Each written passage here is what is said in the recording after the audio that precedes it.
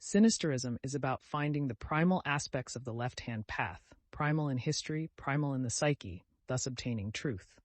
Thomas Leroy.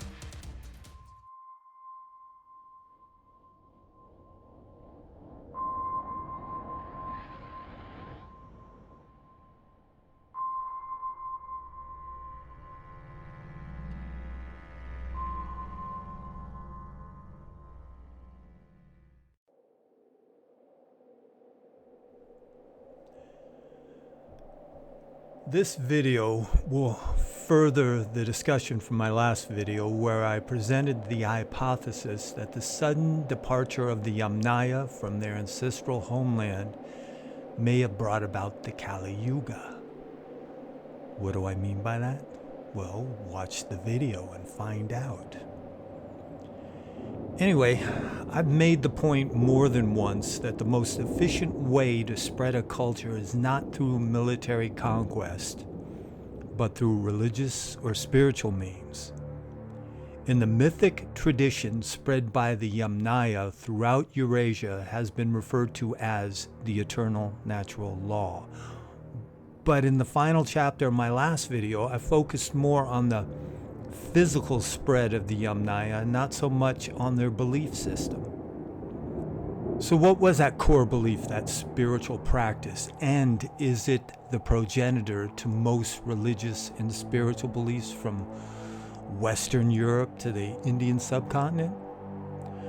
First, though, I'd like to do a quick overview of who these Proto-Indo-European people were. The Yamnaya were an ancient culture that emerged in the Pontic-Caspian steppe region around 3300 BCE. Remember this guy from the movie Highlander, the Kurgan? He was a warrior of the Yamnaya culture. While the religious beliefs and practices of the Yamnaya are not well documented, scholars have pieced together some understanding based on archaeological evidence and comparative studies with related cultures. And the belief at the root of most cultures, if not all spiritual traditions, is animism.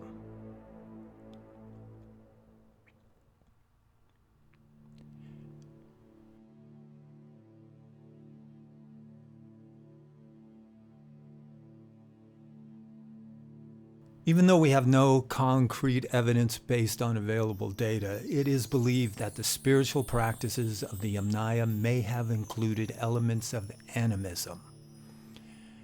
Animism is the understanding that objects, places, and creatures all possess a distinct spiritual essence. It's not unlike panpsychism, the philosophical notion that all things have a consciousness. And just as with Catholicism you find priests, with animism you find shamans.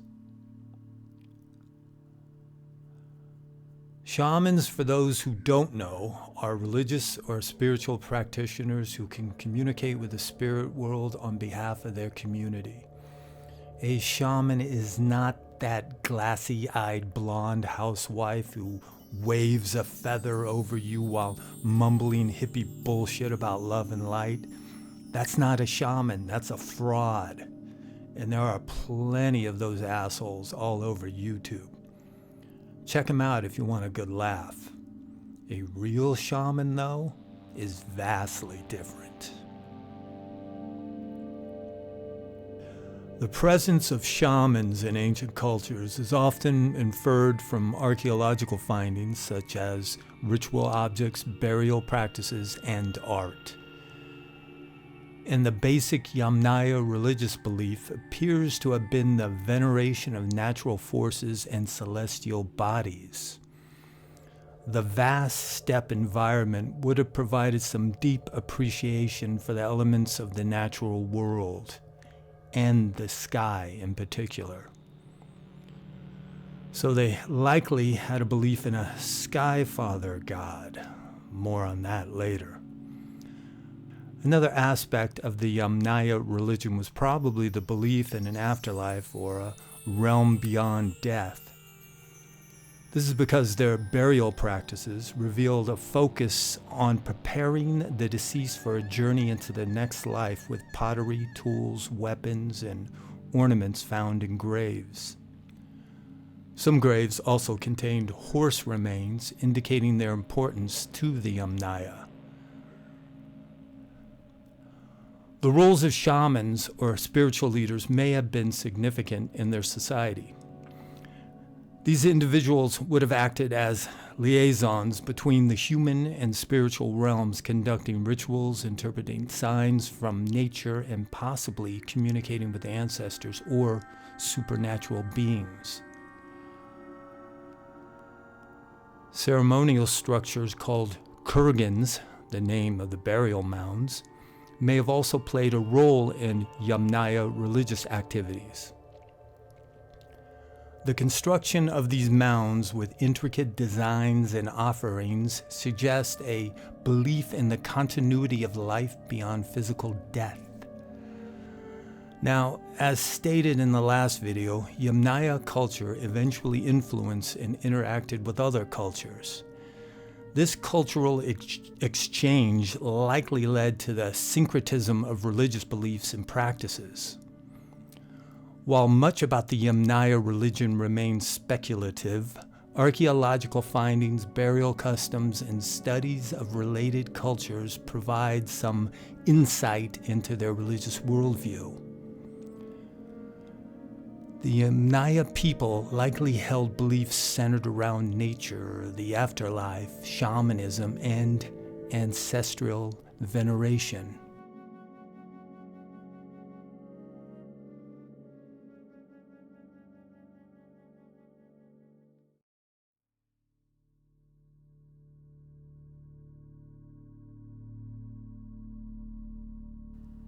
Now, the precise identity of the gods of the Yamnaya is a mystery. But we do have a pretty good idea of who the gods of the Proto-Indo-Europeans as a whole were, and it's believed they had a complex pantheon of gods and goddesses. While direct evidence of their religious beliefs is scarce due to the lack of written records, scholars have reconstructed aspects of their religion through comparative mythology, linguistic analysis, and archaeological findings. One of the most prominent gods in the Proto-Indo-European pantheon is Dies Pater, often referred to as the Sky Father. His name is derived from the Proto-Indo-European root Daiwas, meaning sky or daylight, and Pater, meaning father.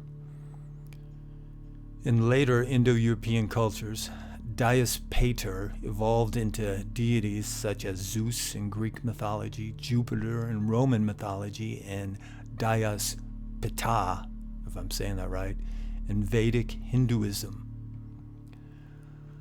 Another important deity amongst the Proto-Indo-Europeans is Prokuanos, the god of thunder and storms. He's often depicted riding a chariot across the sky, not unlike Thor of Norse mythology and Perun of Slavic mythology. The goddess Hausos is believed to be the personification of the dawn of the morning sky.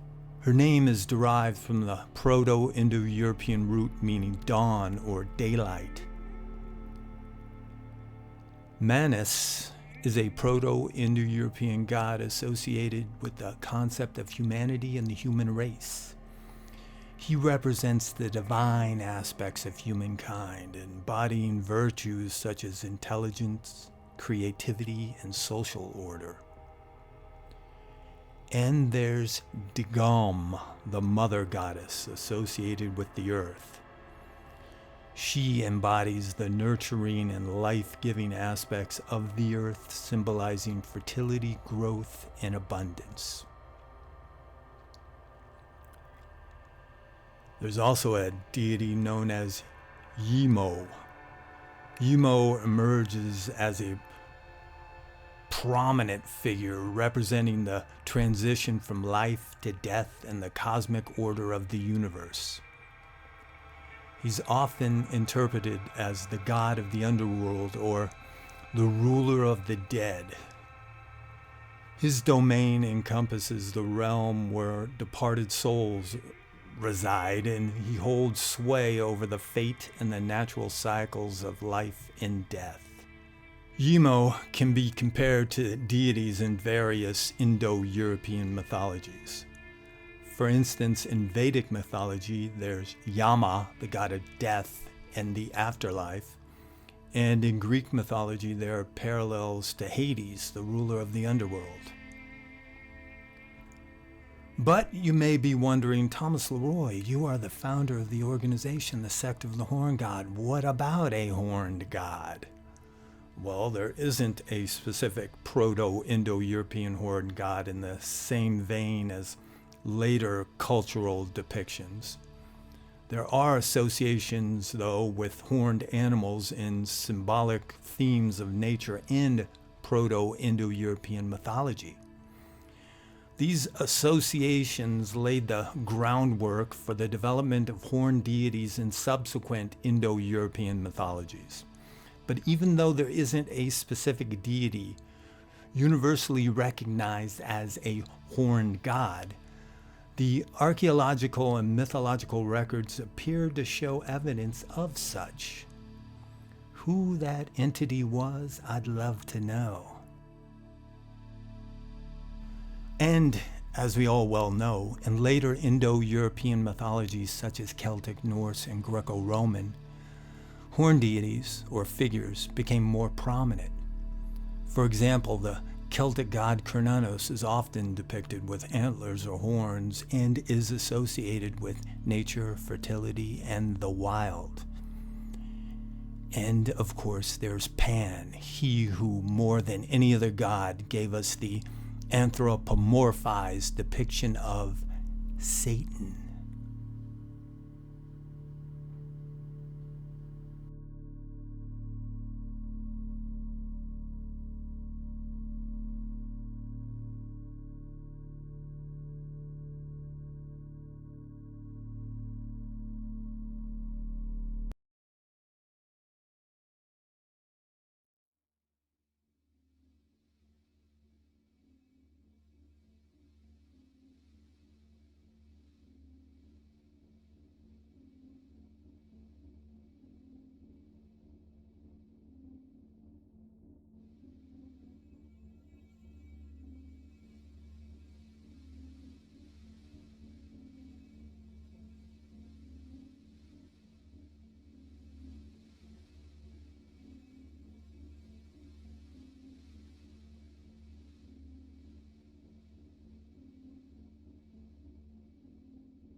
Two spiritual or religious practices that appear to have stemmed from that original core belief of the Yamnaya or Druidism and Hinduism. While they existed in different geographical and historical contexts, several interesting comparisons can be made between these two groups in terms of their beliefs and practices. Druidism is associated with the members of the priestly caste in Celtic societies, particularly in Gaul, Britain, and Ireland during the Iron Age and Roman times. They played a central role in Celtic religious and cultural life, serving as priests, scholars, judges, and advisors. The exact origins and practices of Druidism are somewhat shrouded in mystery due to the limited historical records available. Some believe, though, Druidism may have stemmed from shamanic practices. Hinduism, on the other hand, has a more extensive and well-documented history that spans thousands of years, evolving through the contributions of various religious and philosophical schools. And finding the commonality between these two practices may help to unravel the secret of the Yamnaya. Both Druidism and Hinduism place a strong emphasis on spiritual growth and self-realization. Druids performed rituals in sacred groves, revered the natural elements, and believed in the existence of multiple deities associated with different aspects of life and nature. These practices often involved rituals, ceremonies, and meditative techniques aimed at fostering spiritual insight and personal transformation. In a similar fashion, Hinduism offers an array of spiritual practices, including meditation, yoga, devotion, and philosophical inquiry, designed to help individuals attain higher states of consciousness. Both traditions emphasize the interconnectedness of all life forms while recognizing the significance of rituals and ceremonies and cultivating spiritual awareness and expressing devotion to the divine. Also, both Druidism and Hinduism celebrate festivals and seasonal observances that mark important milestones in the natural and spiritual cycles.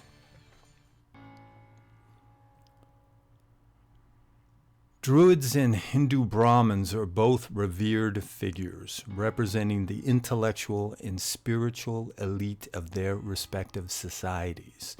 The Hindu Brahmins are part of the highest caste in Hindu society, responsible for conducting various religious ceremonies and rites, including weddings, funerals, and festivals.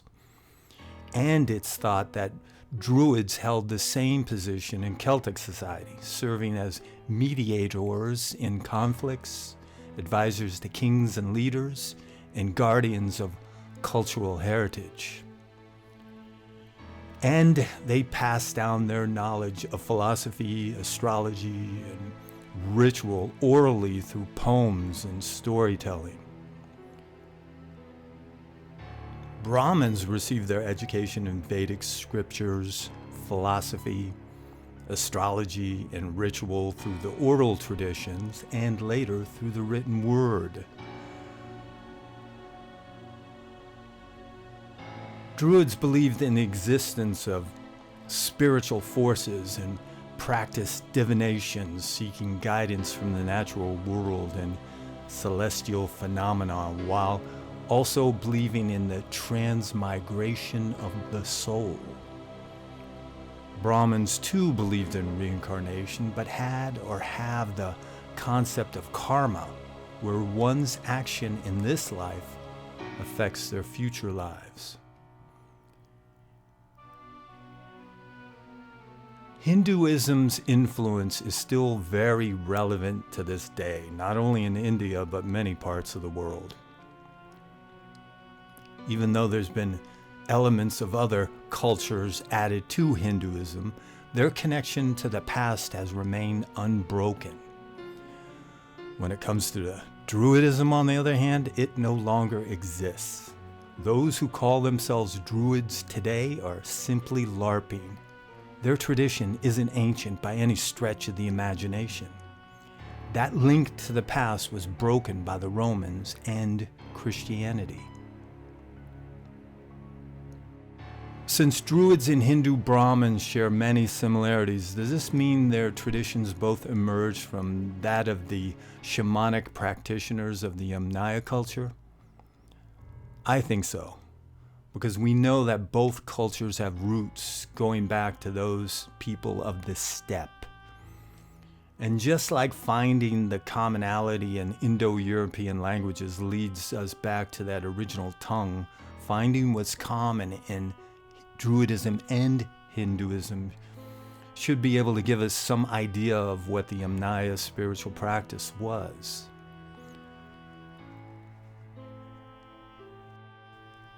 The Yamnaya are in our DNA, and genetic memory is a very real thing, embedded in the deepest substrata of our psyches, the collective unconscious.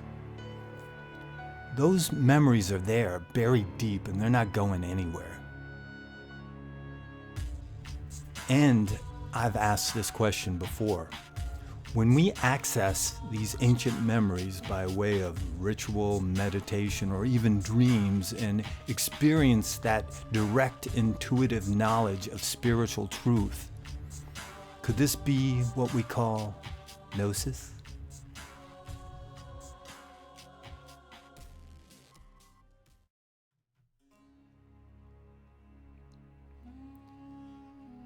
In conclusion, why do I feel it's important to delve into the past? Because it's in the past you find the truth. Religious, spiritual, and occultic beliefs have, throughout the ages, been misinterpreted, watered down, and mangled. It's like that game telephone you played when you were a kid. What the first kid said and then the last kid heard were two very different things. If you want the truth, go to the source, the ancient past, because the ancestors don't lie.